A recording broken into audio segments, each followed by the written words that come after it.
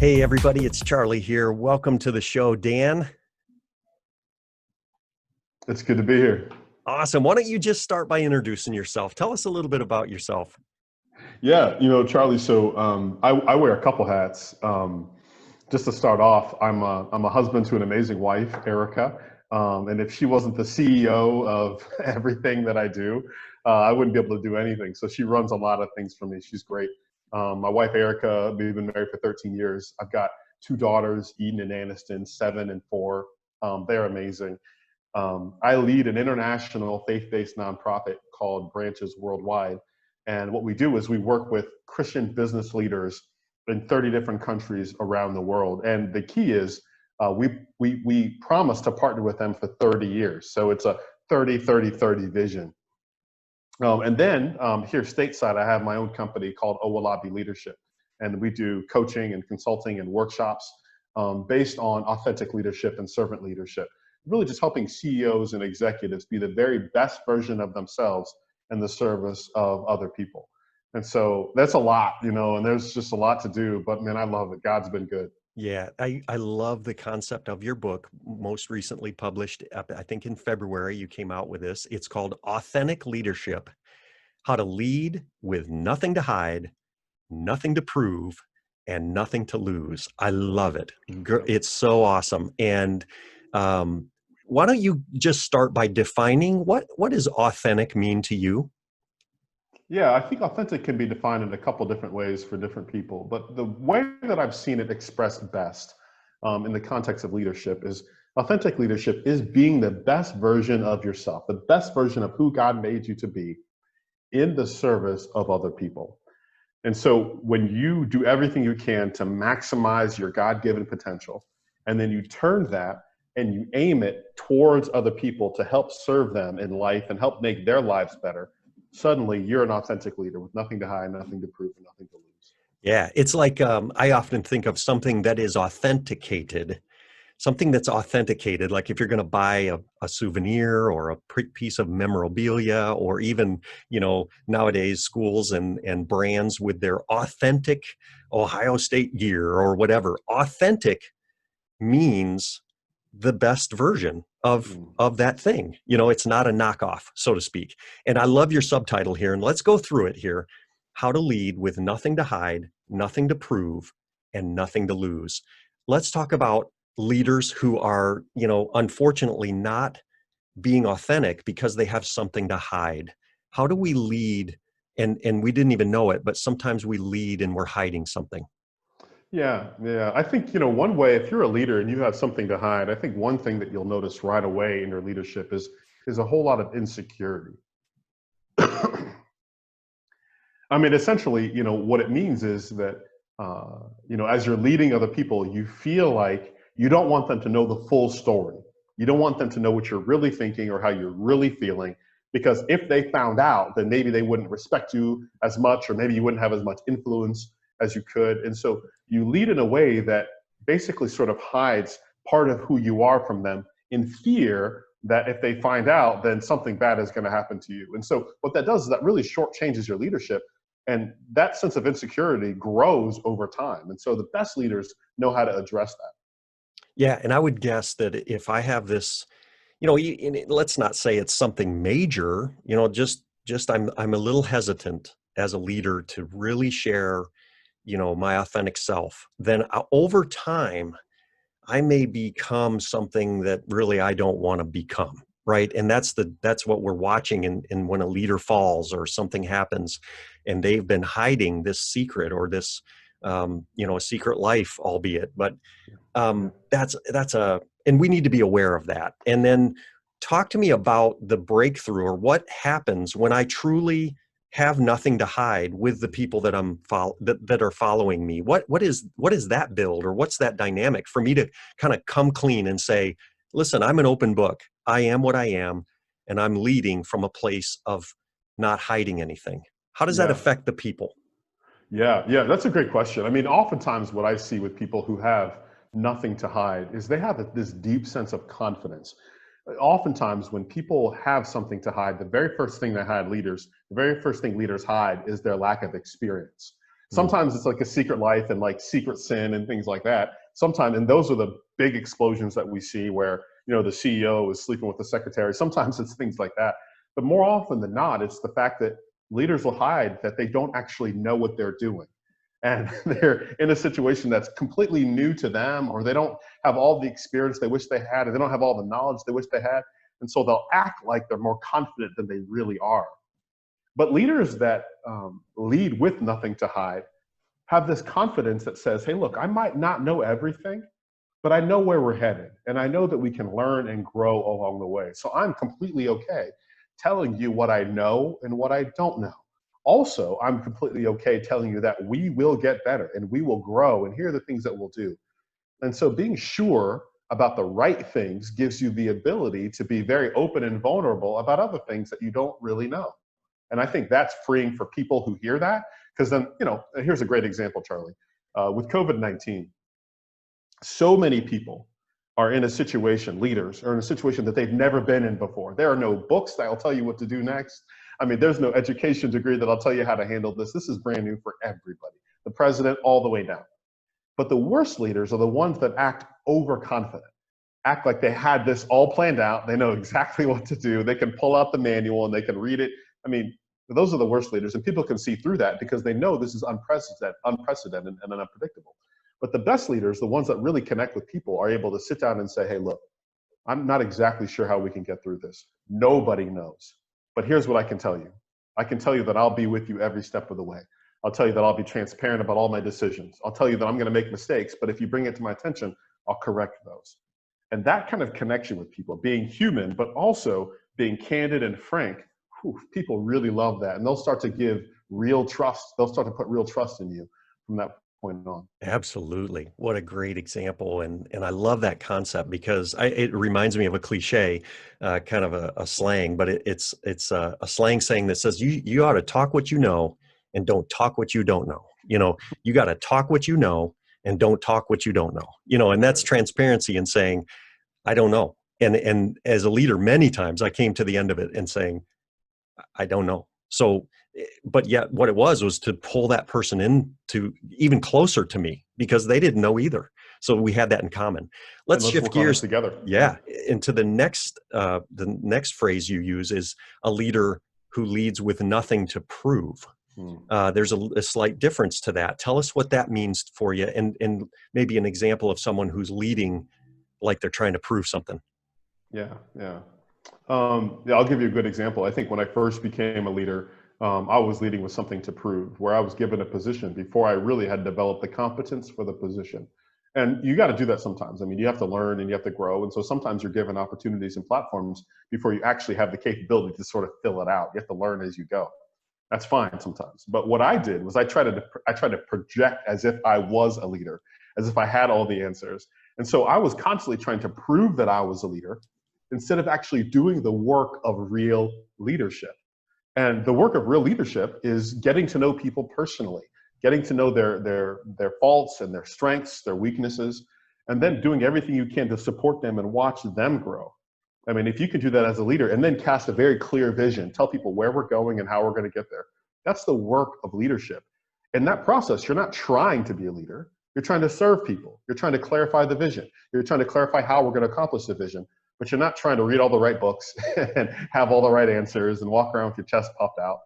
And so for me, the first couple of years of my leadership, I was trying to prove that I was a leader by saying all the right things and doing all the right things.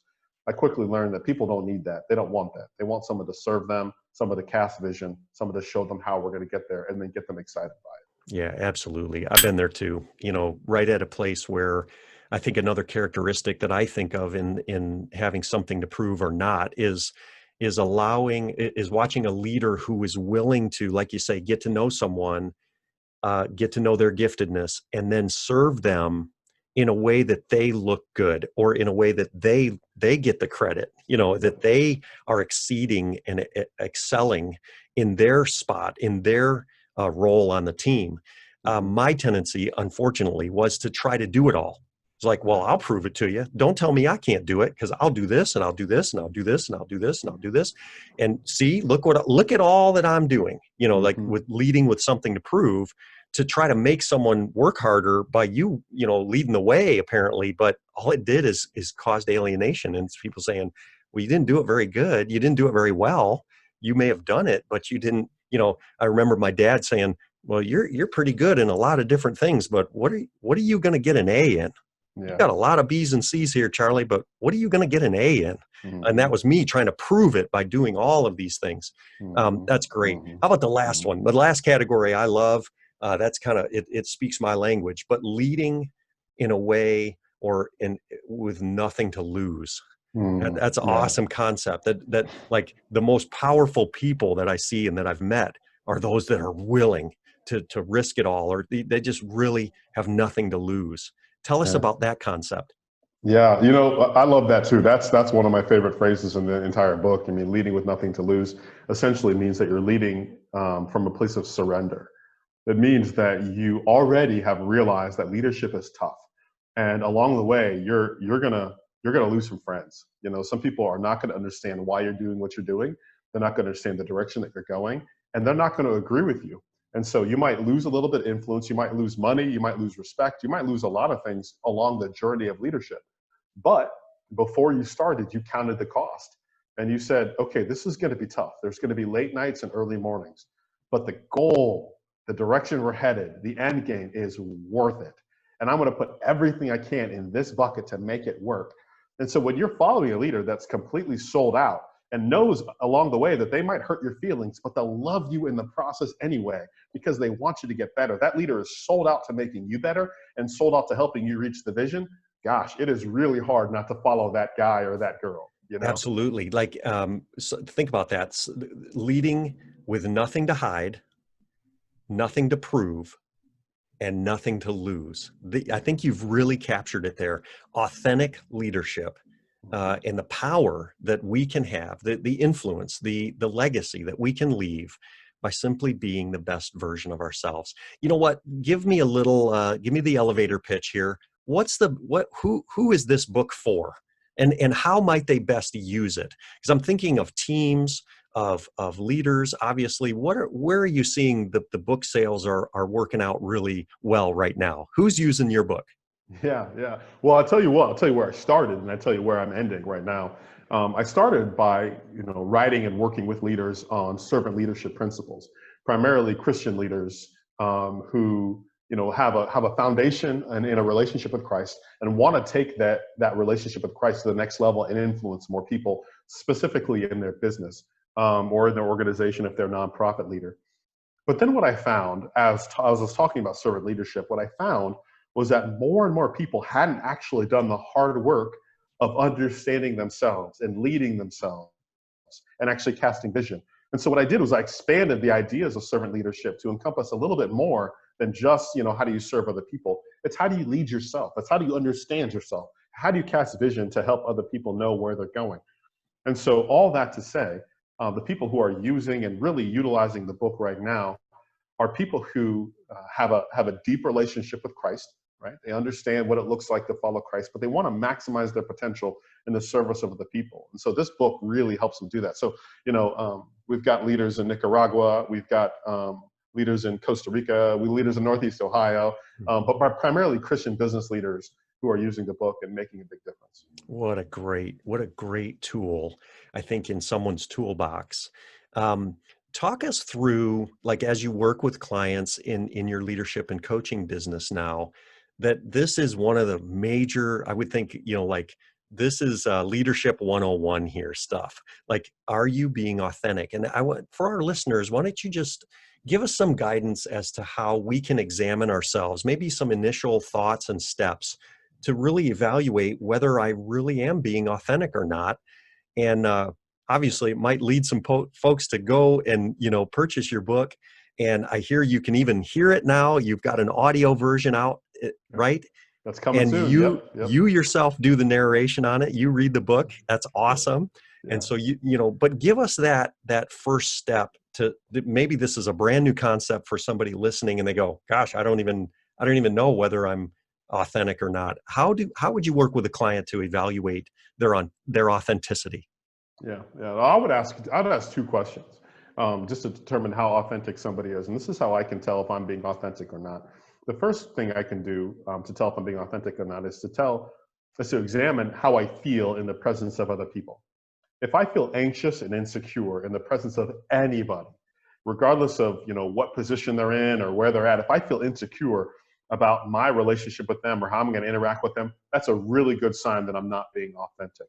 Because when you feel insecure, you feel like you should hide something or you should prove something or you have something to lose.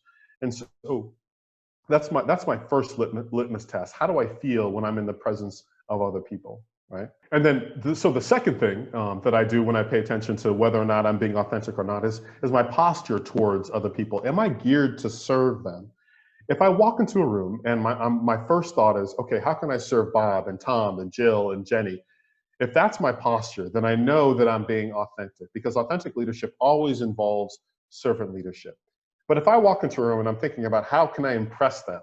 How can I say the right thing so that they look at me a certain way?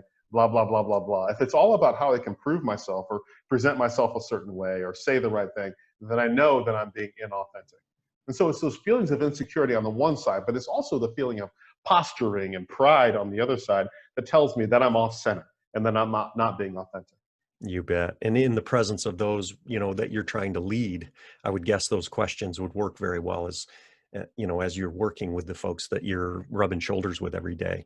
That's great. That's right. Nothing to hide, nothing to prove, nothing to lose. Those things come to, just embed those in my mind. And that would be the great checklist when I'm dealing with people. Let's switch gears here. Tell me about Branches Worldwide. In this, you mentioned it early, but this 30-30-30 initiative, it's a vision for the world, and your role in that.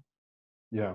So it's exciting. I mean, when I first heard it, it was one of those moments that I kicked myself and said, "How come no one has thought of this before?" So basically, what it is it starts with the idea that there are certain individuals around the world who are best positioned to make a deep influence on the community. If you think about any community in the world, oftentimes those communities are being driven and being led by leaders, specifically business leaders.